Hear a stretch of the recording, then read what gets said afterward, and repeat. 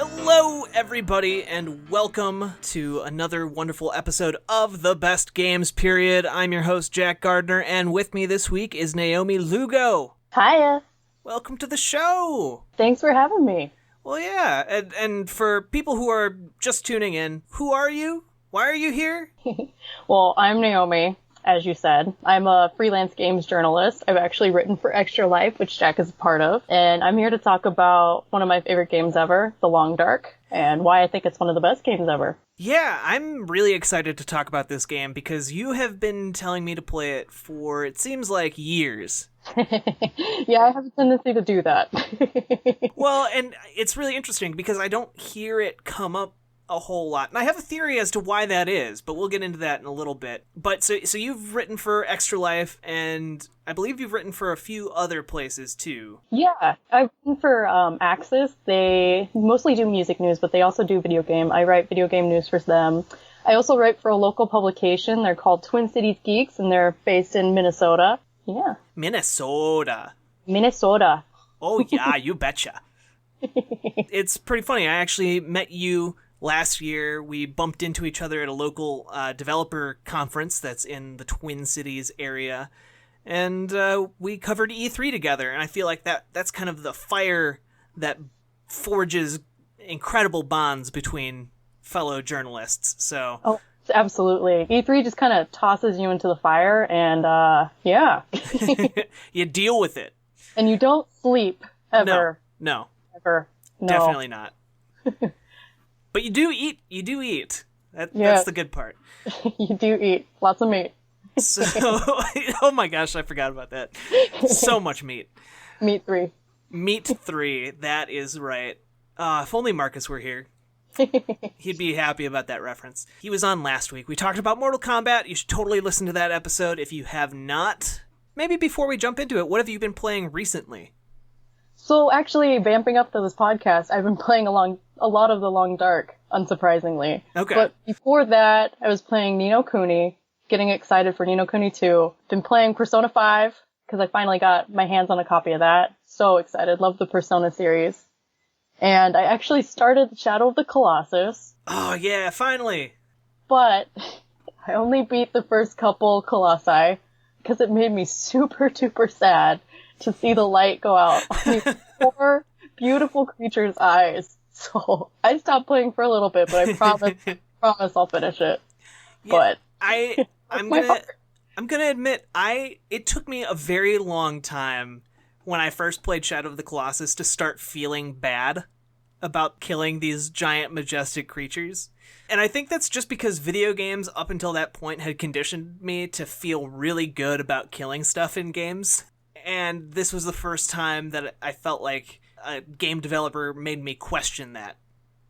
Yeah, and I went into the game totally filled with spoilers, so that kind of put me in the mindset of, oh, these creatures are gorgeous, colossi gods, versus just mountains to conquer. So I think that's part of what makes me so sad to kill them.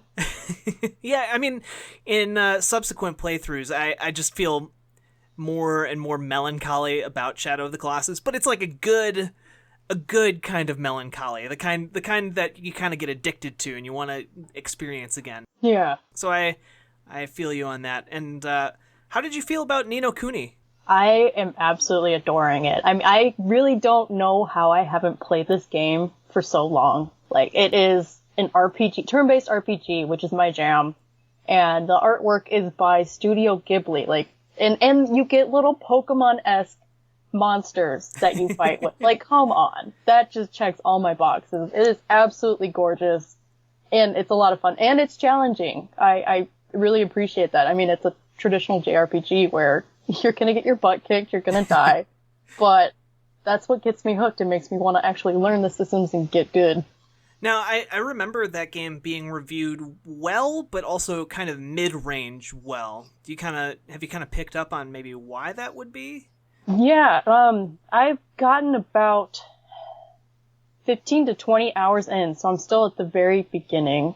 So from what I've seen about reviews, it's more the combat that people had a problem with. And I can see where it will become a pain. I'm just still enamored with it at this point. But it's a turn-based RPG, right? Yes. Yes. So I guess the enjoyment of Ni no Kuni hinges entirely on your tolerance for turn-based JRPG combat. Definitely, definitely. There is a very, very steep learning curve. I've been playing it on normal, so I don't know what the easy mode is like, but I died in my first dungeon, and I was like, oh yeah, I'm playing a JRPG. I need to go train. I need to get my gear. I need to, stock up on potions and whatnot. I just kind of forgot about that while playing this game just because it is so beautiful and it seems innocent. It's a good way to put it. Yeah. Just wait until the mid-game turn when everything becomes much darker. I haven't played it, so I don't know if that actually happens. Kinda. So the story behind it is, it's kind of your typical story of child loses someone and has to step up and become a hero. And only has to become a hero in a magical world. He has to save that magical world. And in the process, you get magical powers, get those adorable little, I forget what they're called. They're familiars, and go around with, I think he has it's either Scottish or, Irish accent little creature named Drippy, and he's the Lord of the Fairies. Oh yeah, Drippy, I remember him. Yup. I've been mostly playing Into the Breach. If you guys haven't heard of Into the Breach yet, you need to get on your social medias and stuff, because it's the next game by the people who made the FTL, Faster Than Light game a few years ago. That is absolutely wonderful. Everyone should play FTL, Faster Than Light. And Into the Breach is really fun. It's basically like a tiny turn-based Pacific Rim. Oh my god. That is an adorable description of any game. You play as a team of mechs, a team of pilots who control these giant mechs, and your job in any given mission is just to hold off the enemy giant monster kaiju from destroying buildings and saving as many people as possible without taking damage or destroying your own mechs. And it's basically just trying to survive this never-ending onslaught. And each mission is really nice and bite-sized, only 5 turns, and it's very, very tactical, and I enjoy it a lot. And it also has kind of that rogue-like element to it, too, where every time you play it, it's a little bit different, never quite the same, and you have to defend these different islands. It's really good. I highly recommend it. I haven't finished it yet. I'll be doing a review on it soon, but that's what I've been doing. Awesome. Yeah. So, why did you nominate The Long Dark? So, The Long Dark, I've been playing it since about 2015, and I just checked my Steam log on it, and that was kind of scary.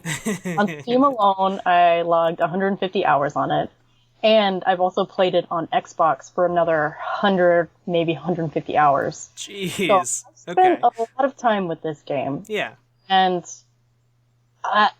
it's one of those games that you fall into for a while, get completely obsessed with, kind of go find other games, but every time you go back to it, you kind of stumble back into it again and fall completely in love with it all over again. So I just want to kind of explore why this game has been so impactful, and not just for me, but I've seen a lot of people in the Long Dark community who are absolutely in love with this game. Yeah, and it's interesting because I looked at it on Steam, and on Steam, the Steam reviews, the user reviews, are almost uniformly glowing. It has 32,000 or 33,000. I might be way misremembering that. In fact, I'm going to go look at it right now. 32,000. I was correct. I was worried it might be 3,000. I was adding an extra 0 in there. It has 32,000, and almost all the reviews are positive. At one point, it had a 99% positive rating on Steam. And then I looked at the Metacritic rating because I was curious, and it is sitting at a user score of about 6.8, which is interesting to me because it seems low. Yeah, and I didn't know about that number. I hadn't looked at the Metacritic score for it. It's much Shows my bias. Well, it's very low on the console versions. On the PC version, it's higher. It's at 8.2, but not quite at the 99% on Steam. Yeah, so, I mean, there's a lot of reasons behind that, and we can get into that later, but, I mean, part of the reason I think the reviews are so high on Steam on the user end is because of the sense of community that the developers have been able to create, and that's because they're so responsive to the community. And they're very open. They're very, very transparent about what the game looked like during each stage. I don't know how many logs they've done, but they've done a lot of logs. Yeah. A little bit of history on The Long Dark. For those who don't know, it is a survival game, and it is a very core survival game. So it doesn't have zombies or anything like that. You are a pilot, or it's different in story mode versus survival, but you basically start out as a pilot, and you crash in the Canadian wilderness, and you need to survive. And that's basically it in Sandbox. So you are left to your own devices to figure out how to interact with this world. And so the developers of this game, they're called Hinterland, and they are based from developers who came from AAA. So in 2013, I think, they started a Kickstarter for this game, and they raised past their goal, and they actually got funds from the Canadian Media Fund, I think it's called, to make this game. They went to alpha in 2014 on Steam and opened that up to the community, and then they were launched to early access on Xbox in 2015, and then August 2017 was the full launch of the game. So it's been around for a while. I think that whole process, you attributed kind of the wide range of reactions between these different sites to the strong sense of community, and I do think that's very much a factor. I think another large part of it is it's one of the first games that I've seen, and I know that there are others, but it's one of the first really successful games that I've seen that has been able to implement this kind of journey from early access all the way to release. And so I think that there is this very wide range of opinions based on when people actually started playing The Long Dark. Because there are some people who played it right at the beginning, and even professional critics who played it right at the beginning, and were just kind of like, well, this is interesting, but Like, I was going back through a lot of the things that people had written about it, and a lot of people played the game right when it came out in 2014 on PC, in early access, and then they complained like, well, it's too small. Well, then at the tail end of 2014, they doubled the size of the game world. And then a few months later, they added another third huge chunk to the game. And so there are a lot of these different opinions on the game that don't necessarily reflect where the game is now. And I find that really interesting because there hasn't really been a period of development before where we could get that kind of a look at a game in progress.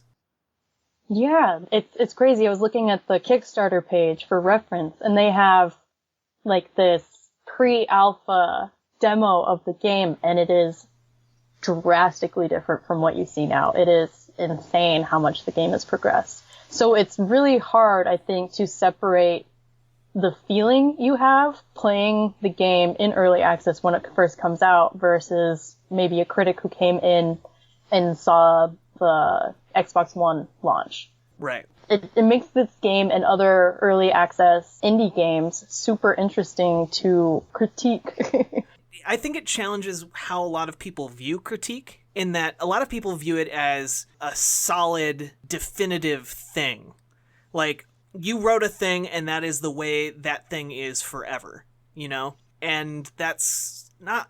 I guess I view it much differently, where I view it as part of a conversation, and conversations change over time. And so I think what early access has done is very interesting. It certainly makes critiquing harder, because you can't just now be like, well, Star Ocean 3 is the same Star Ocean 3 now as it was 10 years ago. Or however long that came out, 15 years ago. Yeah, and it's really reflective of these games that will continue to be updated even after their launch. Like, games that launch, at least in this format, are not, it's not the end, even though it might have had a full launch. Like, The Long Dark, they're still working on different maps to add, different features, different environments. And I think that's something that's kind of unique.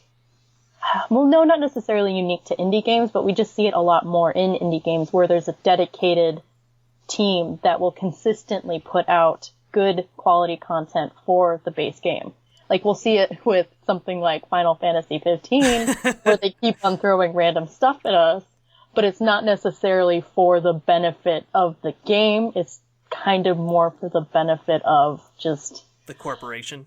Yeah, I was trying to steer away from that and not be too bitter, but that's pretty much why we're getting endless stuff from Final Fantasy 15. Yeah.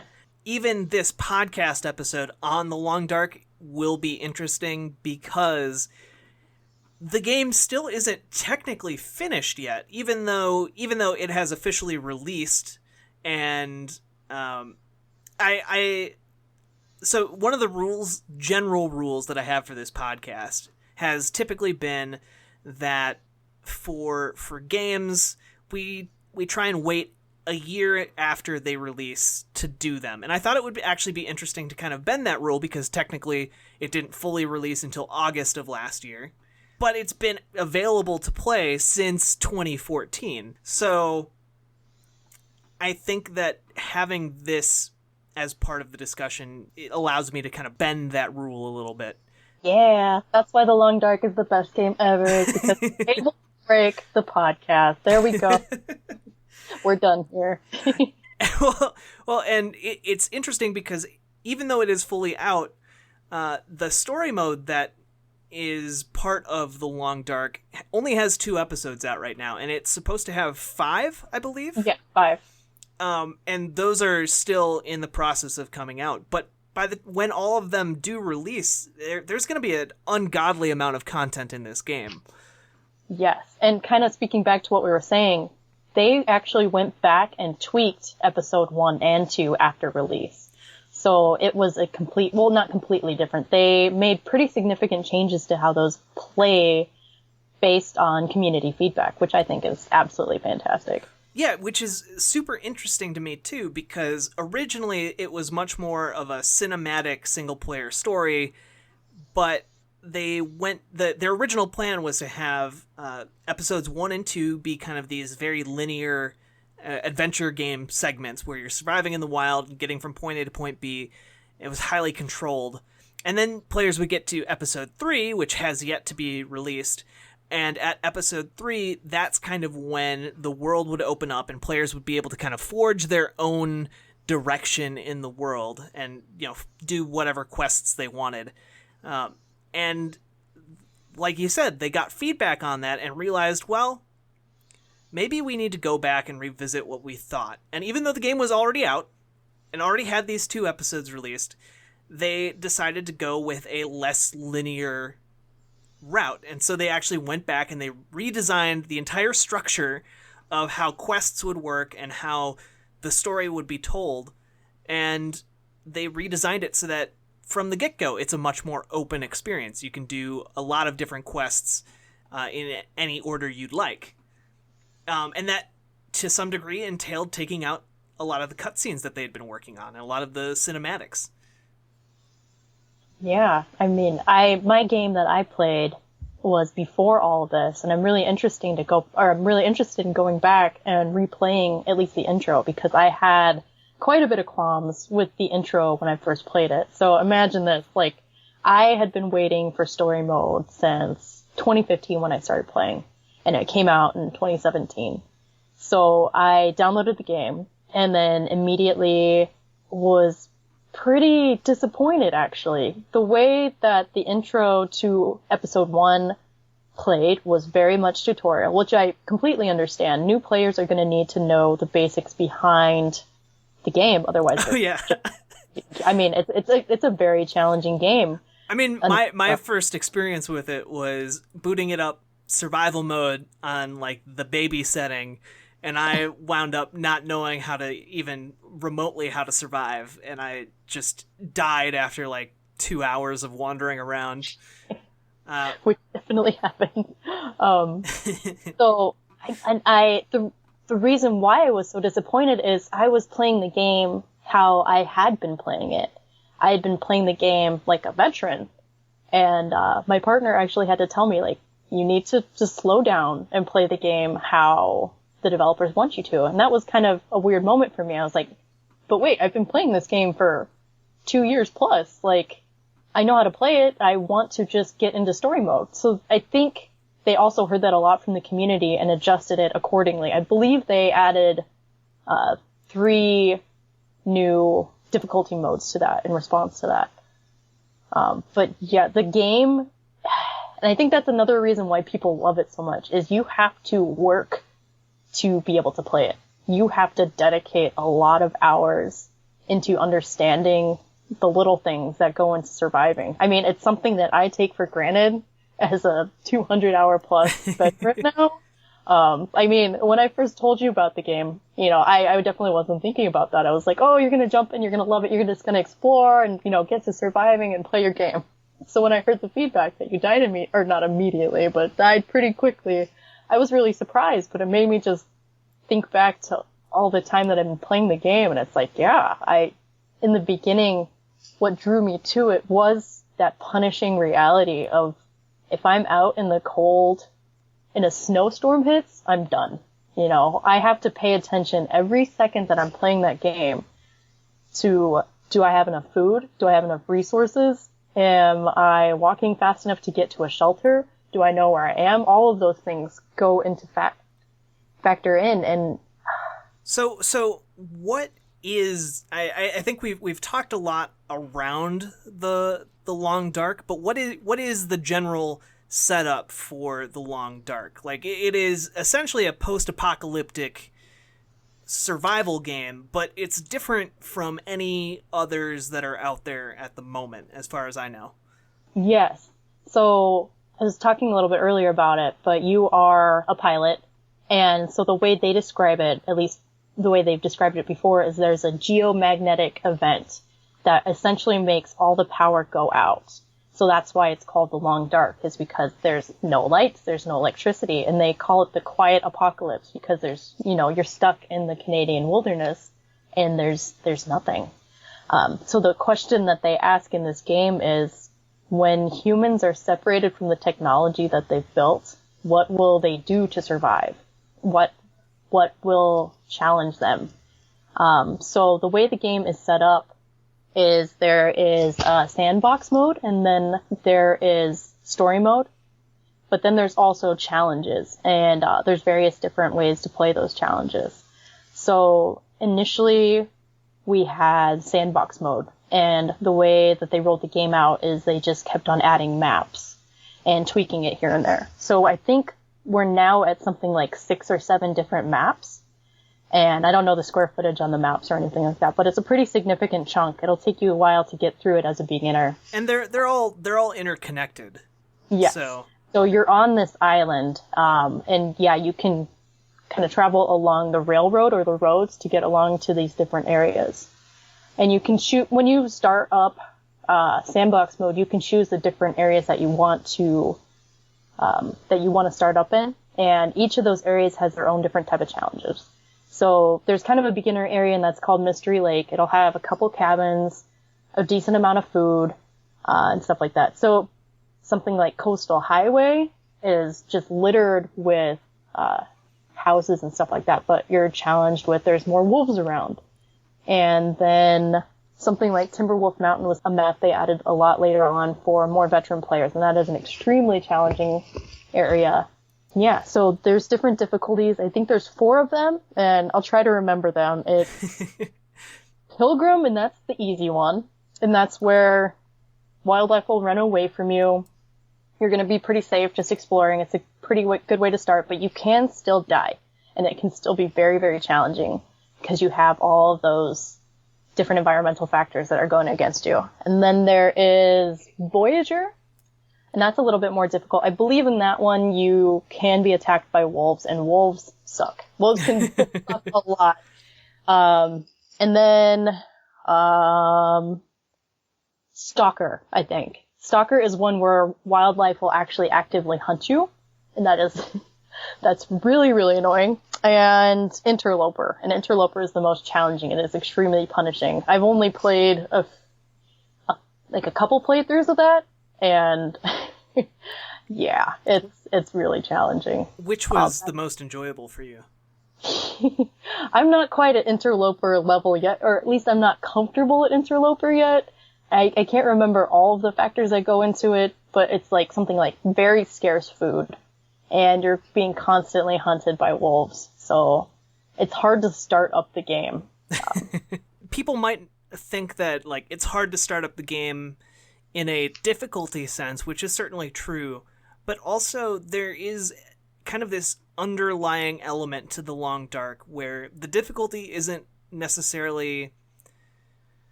off-putting, but there is certainly an almost nihilistic sense of like what's the point, and that's almost like the central question to me about the Long Dark. You know, what is the point of keeping on going? And that's actually something I saw come up in a lot of negative user reviews and a lot of people who didn't like playing the Long Dark. And I think part of it is that the game is asking you what is your personal take on this? What is your personal stance? And if your answer is ultimately like, well, this is pointless, surviving in this game is pointless because all you have to do is fight to continue to survive, maybe that's saying something about your underlying life philosophy as well. Yeah, definitely. I mean, that's something I've thought about before. And I think what the conclusion I've come to is that this game is for people who are willing to tell their own story. And what I mean by that is while you're walking through, on a deserted road and you look up and there's snow and, you see maybe the aurora lighting up and you find that moment and you think it's something special. You don't necessarily have to have this narrative going in your head, but I mean, certainly some fans do that. But I think just being able to recognize those significant moments within your own game is what makes it worth it. So mostly it's not mostly, but it's a significant chunk of it is exploration of these worlds. There's a ton of hidden places to find. There's caches. Those are loaded with loot, and those are always awesome to find. There's various just little quiet locations, like there's deer stands that are littered throughout the world. There's little waterfalls. So I think that's a part of the reward system. And I mean, going back to making your own story, there are plenty of fans who do their own fan art and fan fiction based on the Long Dark. Yeah, I mean, there to a certain extent, it is a good. I don't rely on it to teach you how to actually survive in the wild. I believe that's actually something that plays every time you boot it up. Yes. But it simulates that desperation and the need to kind of keep going. Yes. And maybe do uncomfortable or gross things. For example, the game totally guilt trips you if you want to kill a rabbit. It's the saddest thing. You just look into this little fluffy bunny's eyes, and it's like, can I break this bunny's neck? Like, I need some food. Horrible. And that's a new feature that they actually added in after launch, I think, is you could stun bunnies with rocks and just murder them, and they make a little squeaking noise, and it's so sad. But it's just one of those little tweaks that I think really adds to the game. And there have been times where I get super lazy while playing the Long Dark, right? And I'm thinking, oh yeah, I'm doing good. I have plenty of food. I'm in a comfortable area. I'm going to be fine. But the second I get complacent is when the game puts me in its place. And I have, even in easy walkthroughs, I have come so close to death because of that. And that's another part of why play the Long Dark, is to kind of push yourself and pay attention. Well, and one of the things you mentioned earlier was exploration and how big a part that plays in the experience of the Long Dark. And I agree with that 100%. Also, I would just like to add that exploration is both a privilege and a necessity, because you can't really explore unless you have the stuff for it, unless you have figured out how to survive in one location already. Yeah. And so there's kind of this learning curve of, or not learning curve, but like a balance you need to strike between exploring new areas and building up the resources that would enable you to survive that exploration process. Because the very first time I played, the mistake I made was wanting to explore and kind of get out of certain areas and just see where things were in the world. And that ultimately led me to a cold, dark night in the middle of a blizzard, surrounded by wolves on a railroad track in the middle of nowhere. And that's how so many deaths have happened. And so the next time I played, and my playthrough is still going because I'm still trying to learn all the different tricks, but it's lasted for like 10 plus hours. And I'm just in the very beginning area trying to figure out how to eke out an existence in this wasteland. And there's a mechanic that allows you to draw maps. And so I've been trying to map out the entire region. And there isn't really anything in the game that tells you, hey, you need to go here. Especially if you're not playing the story mode. If you're playing just the sandbox survival, there are no goals besides just surviving.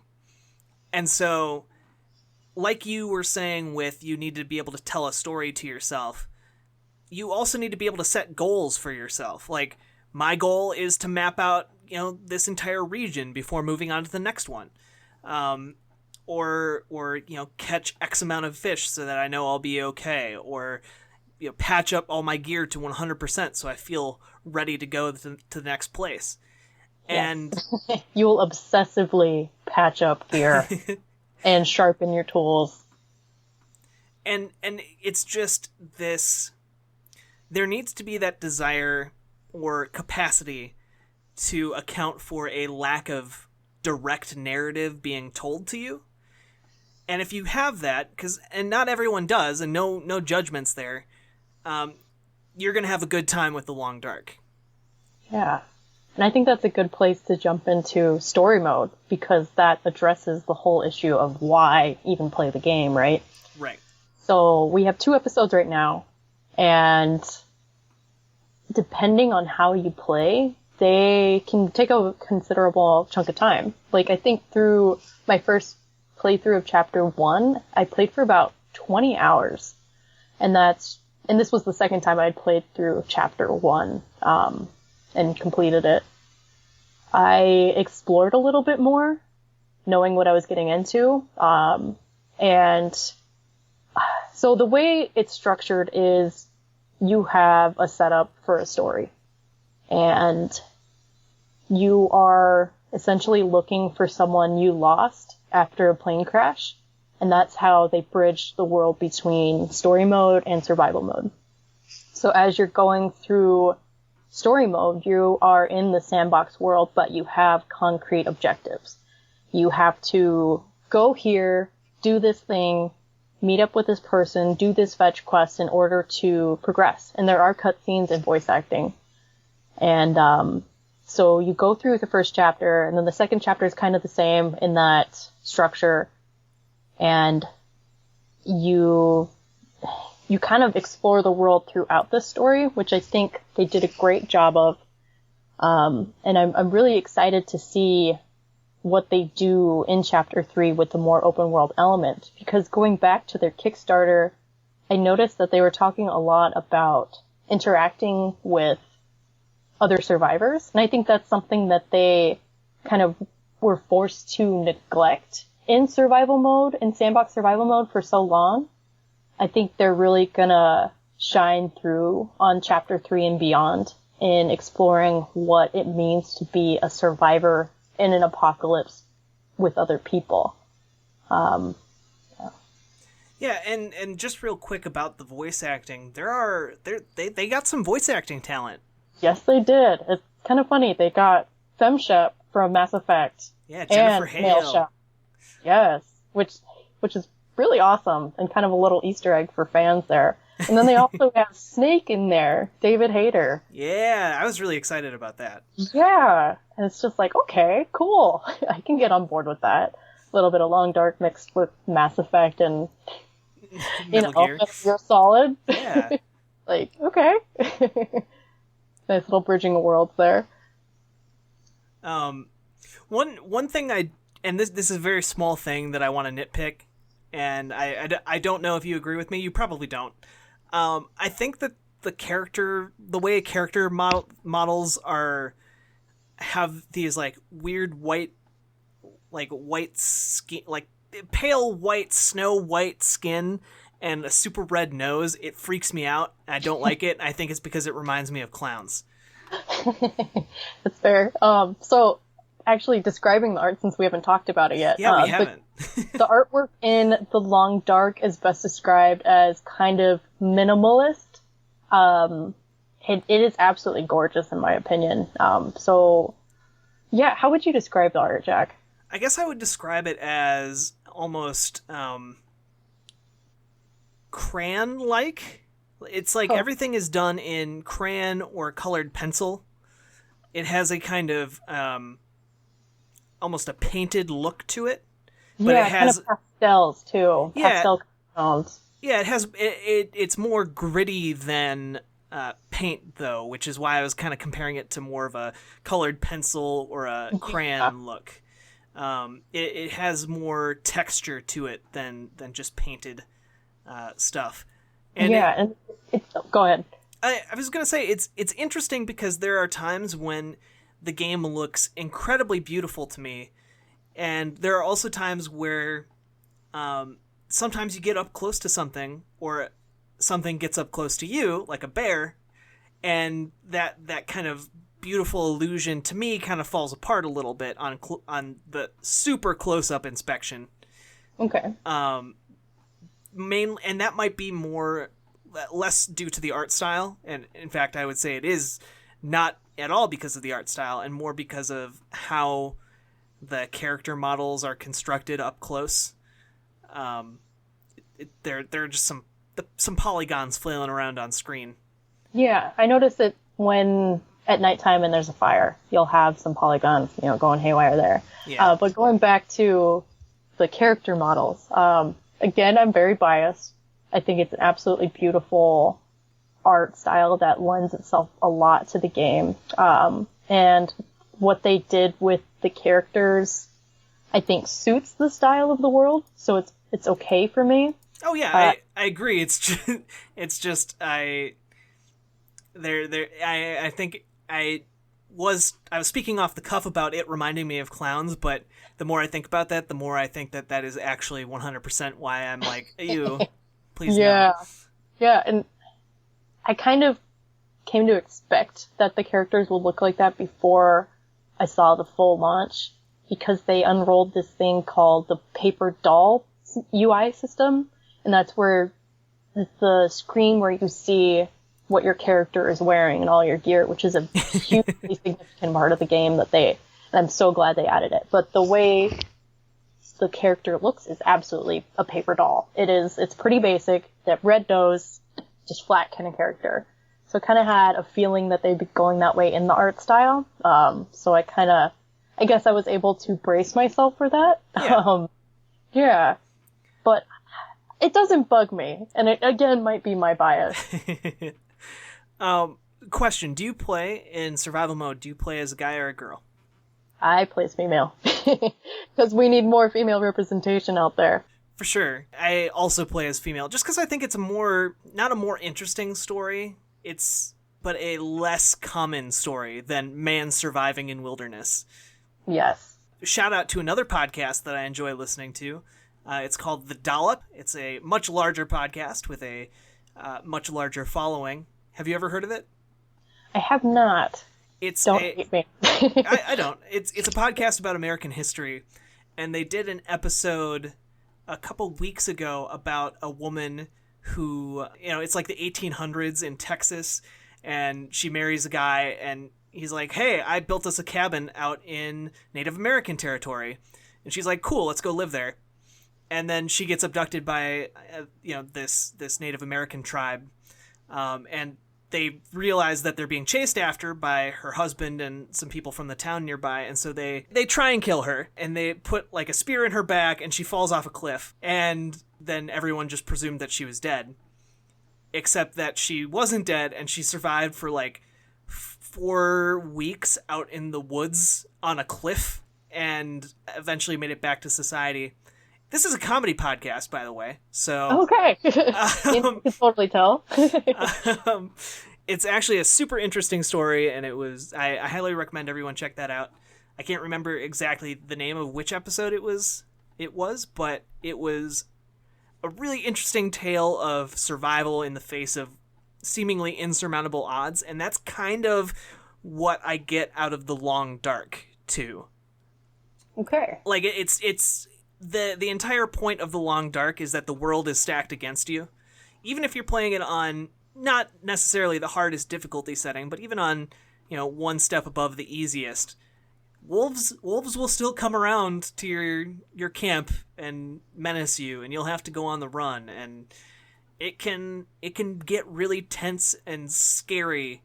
And none of it is scripted. It's just the world's systems working as they would if you weren't there and responding to you. I've had so many heart attacks playing that game, having a wolf sneak up on me. Or even the stupid deer. You're walking quietly along, and all of a sudden a deer will just come running past you. It scares the crap out of you, because you just have to be on guard at all times. This game is designed for you to want to explore it and want to look around and see the beautiful snow falling on the trees. But if you do that, you can die. You can get so distracted by the beauty of the game that you can just get colder and colder and just slowly start dying. Yeah. Well, so we've talked a lot about this as a survival game. And I guess I'm curious why you think that this one stands out from the pack, pun intended. Especially when currently there seems to be kind of this glut of survival games. It kind of seems to be the thing at the moment. So what makes this different? So when you think survival game, at least in the broader sense, you get a lot of zombies, right? You get a lot of zombies. A lot of co-op. I think The Long Dark is the survival game that gets the closest to getting to a true survival experience. Earlier I described it as a core survival game. And that's because you don't have a lot of those cliches to lean on, like zombies, for tension. You get tension out of interacting with this world and having the world exist around you. It's not necessarily even coming after you. Yeah, the wolves come and attack you, but you experience the world, and the world is just there. Like you said, the mechanics of the world are just working their way around you existing there. And I think a lot of other survival games, they need something to push you to the edge. Even something like Don't Starve, which is another one of my most favorite games. It's a brutal permadeath survival game, just like The Long Dark. But it has a lot of elements that kind of push it along. There is a story mode in that too. And there are enemies. And it's not solely about the world. And it's not realistic because you're in this magical realm, right? The only other game, I think, at least in my experience that I've played, that gets close to this core survival experience is an indie game called, oh my gosh, what is it called? The Flame and the Flood. Oh, yeah. Yeah. And that game, it's a lot more basic than The Long Dark. You are an isometric view, I think, and you are navigating with your puppy dog and trying to survive a flood. And it's very basic mechanics. You are on a raft, and it's difficult to steer this raft. If you bump this raft into anything, your health on the raft is going to go down. And if your raft breaks, you will drown and you will die in the end. And there are elements like you can get food poisoning, and you will have to, hunt wolves to get around them. It's punishing. It might even be more punishing than the Long Dark at times. I also played that, and I would describe it as more arbitrary than the Long Dark.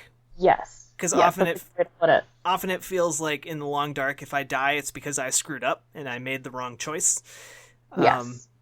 In Flame in the Flood, sometimes you're just done, and there's nothing you could have done. It's frustrating. Yeah. It's like you'll maybe nick a rock while you're on your raft, and you'll die, and it's like, okay, cool. I did my best, or the game lagged or glitched or something like that. It's an amazing game. Like, I love the game, but you're right. It's not so much responsibility of you to learn the world as much as work around the game.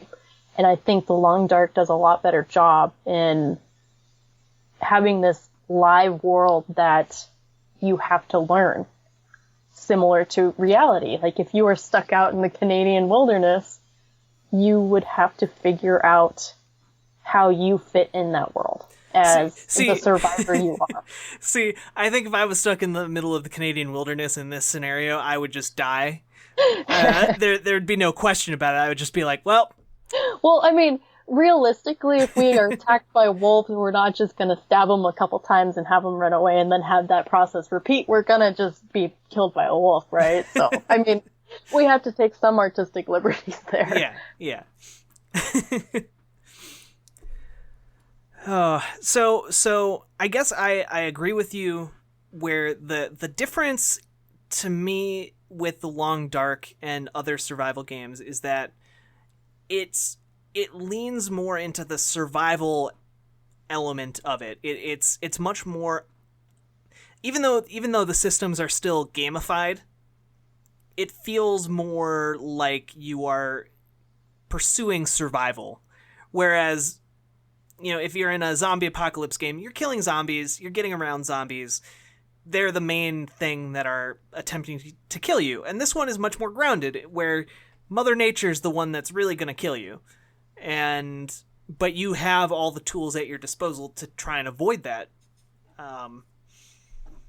And I think ultimately that makes it a very unique survival game. I've never really seen anything else like it. Yeah, exactly. It's a game that is meditative while at the same time absolutely demands you to be on your toes. And I think that's a part of what makes it that unique experience that you're describing.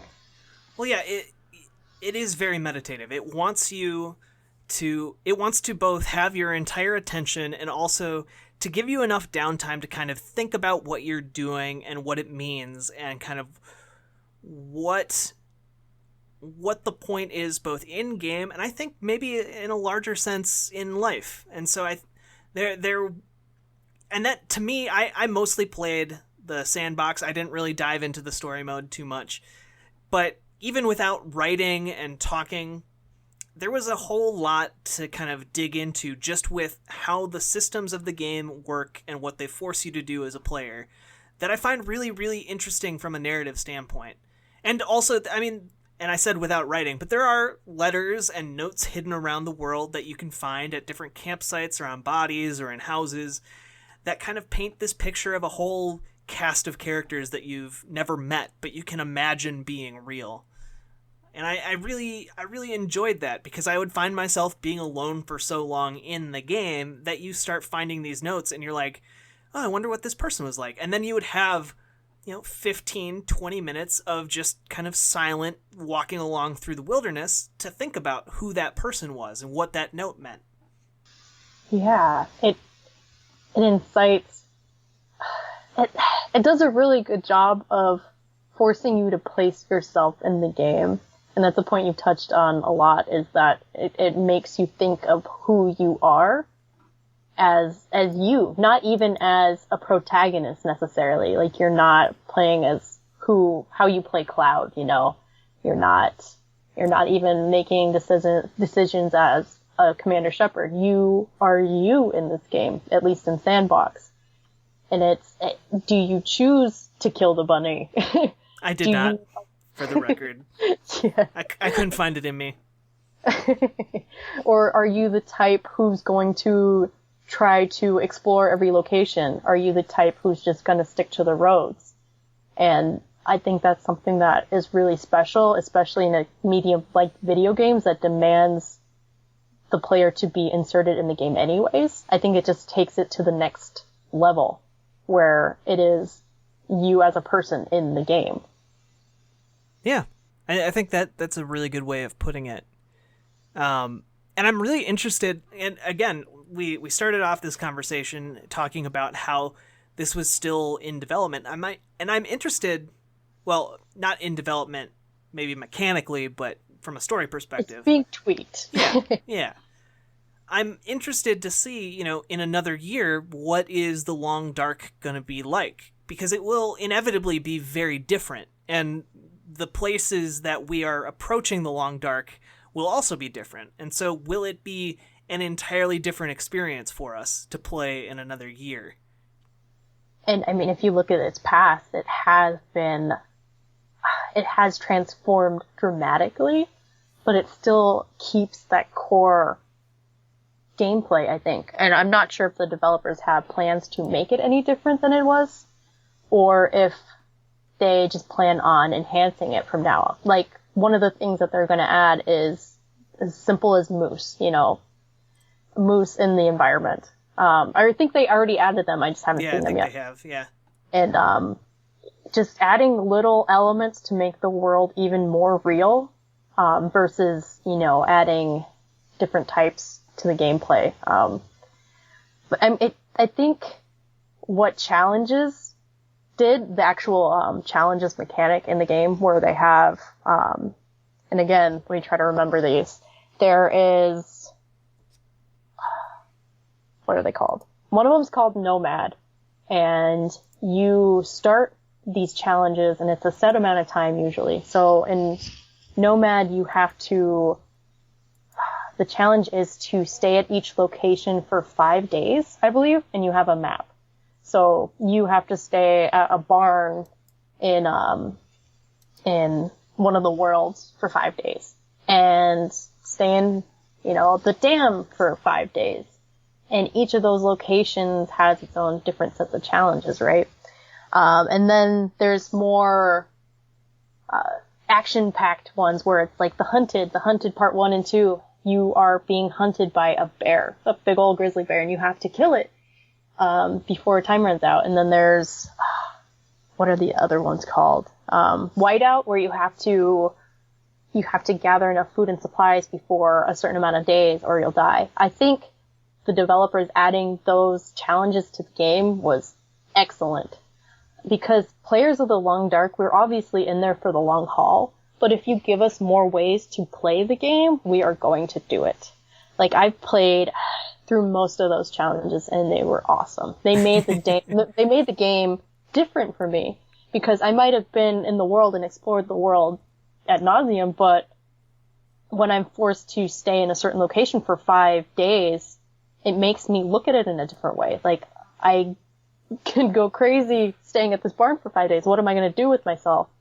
And I think that was a good way to add life to the game. And I don't know so I guess the roundabout way or point I'm trying to get to is, I don't know how much content they can make in this game, and I don't know how much they plan on. It's such a different game from other games that it makes it hard to see the full scope of what it could be. Like, going back again to Final Fantasy 15, we have the base game, we have the story, it's done. The story is done. They can add other parts to it, like you can see episode Ignis, but they're not really going to be able to introduce it in different ways like the Long Dark has with these challenge modes, the story mode, different maps. Yeah. If that makes sense. So I guess one of my questions would be, how do you see the Long Dark? Do you see there ever being a Long Dark 2? So the developers of this game, or at least Raphael Van Lierop, I hope I'm pronouncing that right. He has unabashedly declared this game a Canadian game. Like, he wanted to go back to his roots and explore Canada. So I don't know if they'd ever think of different locations. Like, I would love to have a long, dark survival game in different locations and just explore what it means to survive in maybe a jungle or something. But I think what makes it so special is that he made the goal, and the team made the goal, to show this place that they came from and that they love so much. Yeah. So I don't know if The Long Dark 2 would look like an expansion on story, maybe looking at different survivors, or if it would be a completely different look at a survival game. And I think you touched on something in there too about this being a very personal game for the developers. And I think that bleeds over into from a player perspective too, because it feels very personal when you're playing. And Absolutely. It lacks like that co-op, like Don't Starve has a co-op mode. A lot of survival games end up having co-op modes. Minecraft, all these different games. But The Long Dark doesn't have that. And I think that is on purpose, and I think that contributes to a lot of how introspective this game ends up being. Yeah, I'm trying to imagine The Long Dark co-op. I feel like everyone would just start getting lost. I'm getting attacked by a wolf over here, help! Where's here? Because, I mean, one of the things in the game is it's so easy to get lost. But, yeah, I mean, it's definitely something that could be explored in the idea of survival games in general, at least these kind of realistic survival games. Yeah, I think that would be really... I mean, I'd be down to play pretty much anything that these guys put out at this point.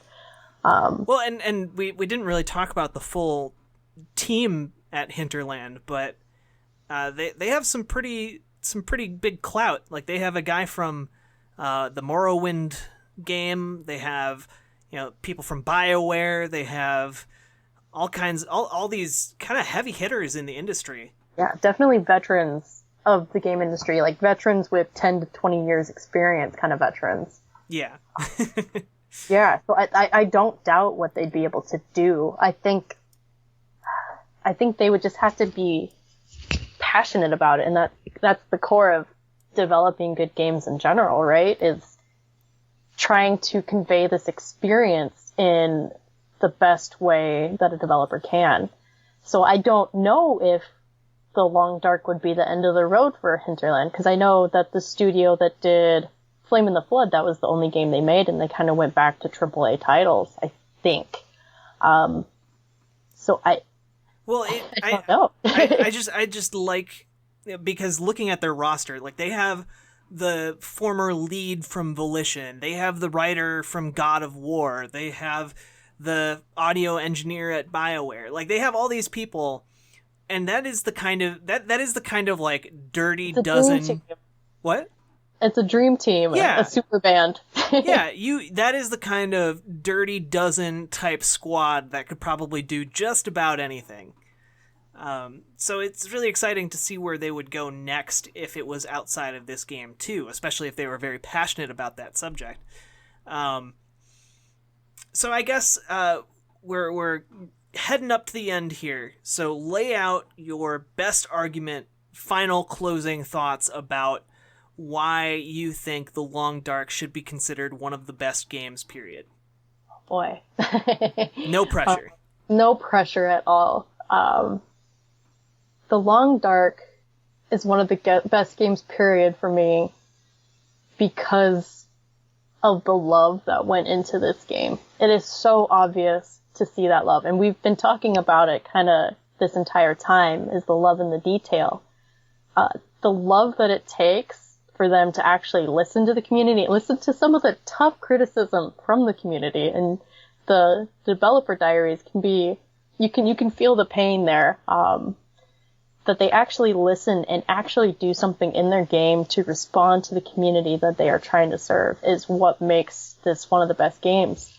And it actually translates is another thing. They actually are able to implement the changes that they want to see. They take feedback like it's too easy and make it more punishing. They give the player those options to be able to fully enjoy the game. And it might be an altruistic way of looking at it, but I think that's how game development should be across the board, especially from these AAA titles that we seem to get no love back from the big developers, right? We say, hey, EA, stop doing lame things and asking for more money. We just want to play this game that we want to love. We want to love these games. I think that's the core of what makes gamers such a passionate community, is we want to love the products that come out of it.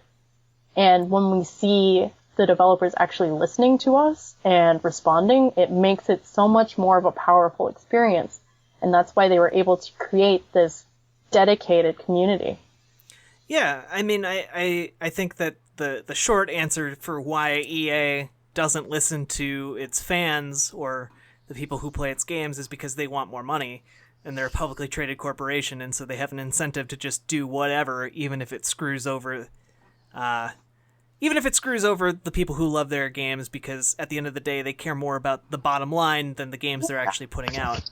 And that's why these developers came from these AAA studios, is because they saw that pattern and they wanted to do something different. And I think that's commendable. Right, and especially as a smaller company, and a smaller independent company, they have control over what happens to their game. Like, they were able to get the funds necessary to keep this game in early access and keep working on it for several years. And that probably wouldn't fly at EA. Especially, nope. Especially EA is probably the worst example. But, I mean, that goes for all, in my opinion, all publicly traded corporations kind of have that incentive to not care about the final product and instead care about the bottom line. That's probably an entirely different discussion, though. Yes, and that's why we have so many Pokemon games that are pretty much all the same. But again, another time. So I think that there are a lot of games that also have a whole lot of love that go into them that, they don't have the chops to back it up, and that's kind of a harsh thing to say, but it's true. There are a lot of very talented people, or people who have a lot of very lofty dreams, who cannot back up what they want to accomplish. And that's not to say that they could never back that up. That's not to say no one should ever try to do something risky, but it's very clear to me that Hinterland has the chops to pull off kind of these bigger ideas. And I think that's very obvious when you play The Long Dark. It's a very pure experience. Yeah. Like, it is exactly what it's setting out to be. And I think, to your point about responding to fan feedback, I think that they not only have the ability to go through the feedback that they're getting, but also to parse it out in useful ways, because it can often be very overwhelming to go through a huge amount of feedback, which they were getting for years. Especially when there's trolls out there, right, who are just trying to derail them. Right, and I think that they had the talent to kind of be able to read that and put it into their game in positive, constructive ways. And I think that takes a whole lot of courage and a whole lot of artistic integrity to be able to get that kind of feedback and then actually make sweeping changes. Because the example you mentioned is, making something a little harder, which I think from a developer standpoint, that's probably easy to do relatively. But one of the things we mentioned earlier in the podcast is how they went back and they redesigned the entire first and second chapters of their narrative, like the core narrative that they had planned for this game, that they had thought they had finished, that they had actually even released to everyone. That's like ripping out the first third of your script and just throwing it out the door and rewriting it based on feedback. And I think that takes a whole lot of courage.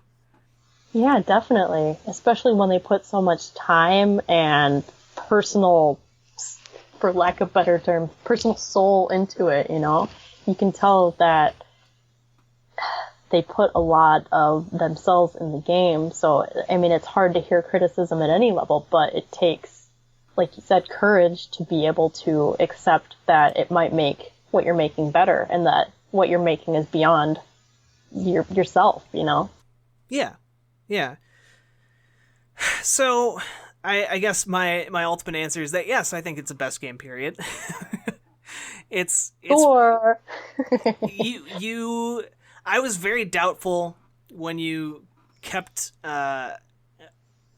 suggesting I play it, that it would actually live up to what the glowing things that you were saying about it, but it did, and I very much enjoyed all the time I spent playing this game, and so thank you for recommending it and nominating it for the show. And if anyone out there has not played it yet, definitely get your hands on it. But I mean, pay attention to what we were saying earlier and realize that it might not be completely your jam, but there's something to be said about that game in terms of the video game industry in general. And I guess I would also encourage people who are, thinking about picking it up, don't look up guides. Don't look up strategy guides, because I think part of this game is figuring out how to do it yourself. And there are a lot of little surprises in there. And that can make it very punishing. A lot. Yes, please don't play it on the hardest difficulty your first time. Unless you're like super pro at survival games, then go for it. But I mean, it was hard for me to imagine what Wintermute, and that's the story mode, would be like as a first time player. Because it is heavily reliant on you traveling to different locations to do certain things. I mean, there was one point where I had to travel to a new location in the game that I hadn't been to before, that was new to story mode, and I got lost. I got super lost. I had to start, I got frustrated and stopped, and then started the game over again, right? Just to find where I went wrong. And that made me think of how difficult it could be for someone who had never played this game, because in your little log, it'll simply say, go to the cabin, do the thing. And it's like, okay, for someone like me, I know exactly what cabin they're talking about. I know exactly where this dam is, but someone who hasn't played the game before, no. So, yeah, guides is definitely a whole different discussion on its own, as whether or not guides are a good thing. But I mean, I'm generally pro guide.